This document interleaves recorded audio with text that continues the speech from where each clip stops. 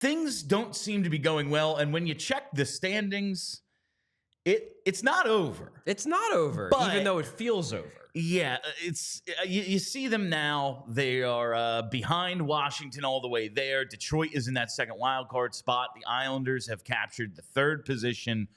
They have a game in hand. Washington has a game in hand. Pittsburgh have a game in hand. So it's not going great. Like, Not great, Bob. does this come down to? Obviously, it's never just going to be one thing. It's a million things. Like starting with they were never that good to begin with. You know, if Jersey just lives up to expectations this year, it doesn't matter how good the Flyers play.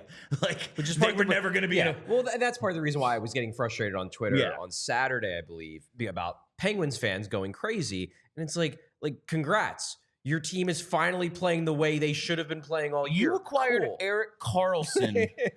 And the Flyers went into the year with like 75% of one goalie. Yeah. Like a question mark of a question mark. Yeah, but it was wild to me. This isn't the Penguins surge. This is not an example of like an underdog. This is the favorite waking up and realizing that, oh shit, we're actually pretty good. I mean, we're having conversations this year about Crosby on the all-time Mount Rushmore. And I'm glad I'm not on Twitter for that this weekend because that's just comical. Yeah. Like, you have two guys going to the Hall of Fame. Letang will probably go too because he's so famous. Yeah, and Karlsson was and then you go and get Erik Karlsson. Yeah, like he's coming off 100-point season and a Norris Trophy. Yeah, like congrats, you are doing exactly what you were supposed to do going into the year. This is a groundbreaking achievement. But going back to kind of what we were talking about. If this was any one thing, and again, it's not, is this just a matter of like, yeah, man, they've had like since mid-February, 849 goaltending. Yeah. Like what you lose when that happens, you could have an all-star team. Like you could have McDavid and McKinnon, and if you're getting 850, you're not making the playoffs. Yeah, and we talked about that on the post game on Saturday, me, Kelly, and JP. I made the joke that it's kind of like the meme with the spaceman staring at the earth. And it's like, is it always Is it always been goaltending? It always has been. Like, that's the thing. You can do a lot of things well, but if the goalies aren't stopping pucks, you're not going to win many games. It's not the only thing, to be sure. Sure. But, yes, since the losing streak has begun, since the 7-game losing streak has begun, the Flyers have gotten sub 80% goaltending, which means that 1 out of every 5 shots on goal is going in the net. Like, you're not going to win with that. It's not. It's literally impossible to win that way. Yeah. And now we take a look at we'll take a look at my color wheel, the money puck standings, because I playoff odds, because I find them pleasing to the eye. We're going to have to zoom in because it's getting hard. And even the most optimistic of models, the money puck model has the Flyers now, 24.9, so sub 25% chance. 1 in 4. Yeah, to make the postseason. It's crazy it fell apart like this quickly. Yeah. Just considering, I know it's not as if they blew us away during that 7-game, the gauntlet against all the best teams in the East. They played well in 5 of those 7. Like the first 2, they got killed, and it was like, oh shit, things are falling apart.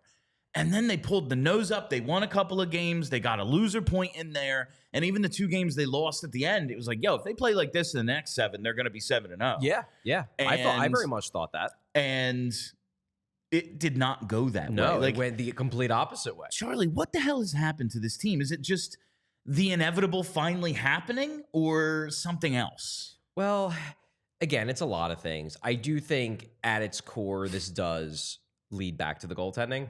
And we talked to John Tortorella today after practice, and he was very open about the goalie situation. He more or less said, and it wasn't in a cruel way, but he's like, it's not a blame game, but we struggled a bit in goal. And then he goes in and he's like, everybody throws the numbers that are out there, and the numbers are bad, which they are. We just talked about them.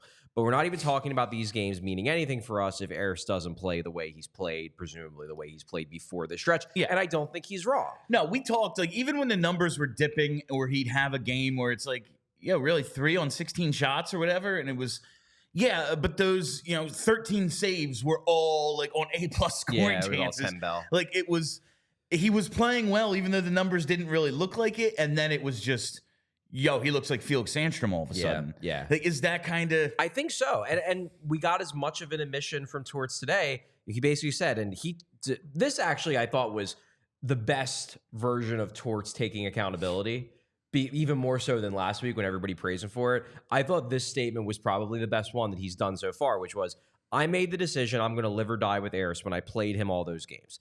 I did not have the confidence, and it's certainly not a criticism. It's just my assessment of Sandy, as in Felix Sandstrom. I made the decision that we're going with Ersson. I played the hell out of him. He's tired. I mean, and it's a coach basically saying, look, I didn't trust the backup, so I gambled that Ersson would be able to hold up to an insane workload, and he hasn't been able to hold up to an insane workload, and now we're kind of screwed. And it's hard to say things would have turned out differently considering the backups. I guess if at the trade deadline, Danny Briere makes a concerted effort to fix the goalie situation. Now, we didn't know they were working on the Fedotov thing.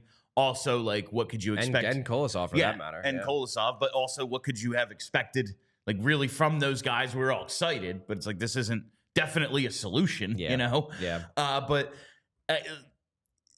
if they put Sandstrom in there, if they put Cal Peterson in there, I'm not saying it turns out any different. And that's why I'm not going to criticize John Tortorella for this, because it was my opinion too. Yeah, to just roll the dice that he can live through it. Yeah. And it didn't work, but you didn't have an alternative. Yeah. Like, the alternative was, let's play 6 skaters, basically, because that's what Felix Sandstrom was. Yeah, just pull the goalie. Yeah, just we're going to play 60 minutes and hope we can possess the puck. Yeah. Now, considering what the Flyers' power play is, it probably wouldn't have worked either.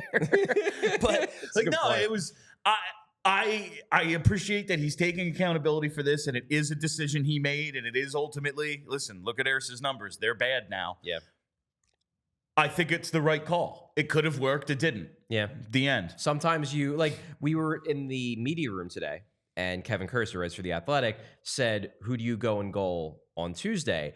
And we were chatting about it, and I basically said, you know what, Kevin? Like, and I wasn't saying this to be critical of him, but it was like, I don't think there's a good answer here. No. Because, like, you go with Fedotov. He looked real bad on Friday. He looked like the guy who I was afraid they were going to get on Monday. He very much looked like a guy still breaking in his equipment, still getting used to the NHL. He did not look sharp at all. So you go him, and you might get that guy again, or you go Ersson, who's clearly tired. I mean, he got 4 days off and looked just as tired on Saturday as he looked on Monday. There is no good answer. I'm not going to kill John Tortorella, whoever he picks, because they're both bad options. Yeah. They don't have a good option. This is just like, well, I hope the guy I pick plays well enough to keep us in the game, and then we start scoring some friggin' goals, which is another problem. They're not scoring enough either. No, and that's like, when I said, like, you know, if it was just one thing, it's the goaltending. However, it's not. It's not. There's like, you see the Columbus game. The guys who score are Ula Lixell and Adam Ginning. Yeah, that was wild.